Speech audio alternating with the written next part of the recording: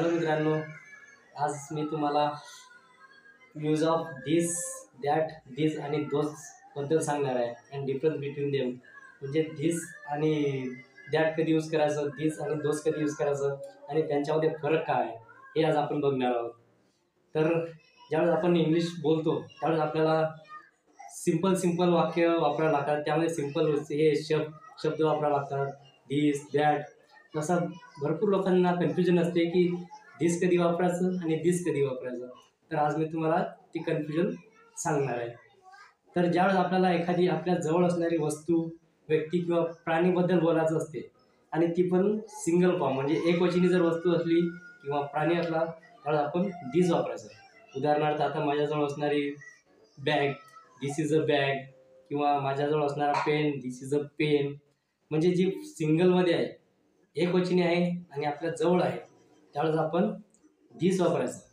आणि आपल्याला जर अनेकवचनी म्हणजे प्लुरल फॉर्म जर सांगायचं असेल, एक किंवा पेक्षा जास्त जे वस्तू आहेत ते प्लुरल फॉर्म, त्याच्याबद्दल जर आपल्याला असले तर आपल्याला धिस वापरायचं असते.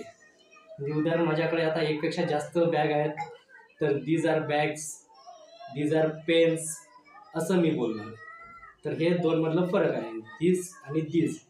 धिस हे एकवचनी आहे, धिस हे अनेकवचनी आहे. जर वन सिंगल असेल तर धिस वापरायचं आणि मोर दॅन वन असेल तर धिस वापरायचं. हा झाला धिस आणि धिस मधला फरक. आता आपण बघणार आहोत दॅट आणि दोज मधला फरक. तर ज्याप्रमाणे आपण जवळ असणाऱ्या वस्तूसाठी धिस वापरतो, ते जर मला लांब असणारी वस्तू, व्यक्ती किंवा प्राणी दाखवायचं असेल तर मी दॅट हे शब्द वापरणार.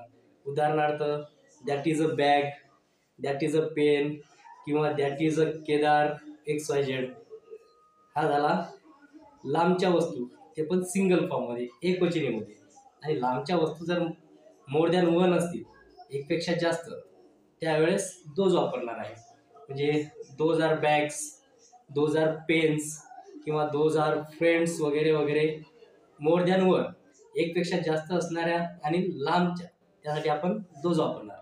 तर मित्रांनो, हा आहे चारमध्ये डिफरन्स. जर आपल्या जवळ असेल एकवचनी तर धिस, तीच वस्तू जर लांब असेल एकवचनी दॅट. आपल्याजवळ असणाऱ्या वस्तू जर एकपेक्षा जास्त असतील, मोर दॅन वन, तर आपण धिस वापरणार. तेच आपल्या लांब असतील वस्तू तर आपण दोज वापरणार. तर मित्रांनो, हे कन्फ्युजन तुमचं दूर झालं असेल. थँक्यू. हॅलो फ्रेंड, मी आहे तुमचा मित्र जनार्दन इंगळे. आशा आहे आजचा व्हिडिओ तुम्हाला आवडला असेल. असेच नवीन व्हिडिओ बघण्यासाठी, शिकण्यासाठी, हसण्यासाठी आमच्या चॅनलला सबस्क्राईब करा. आणि हो, बेल आयकॉन प्रेस करायला विसरू नका. थँक्यू.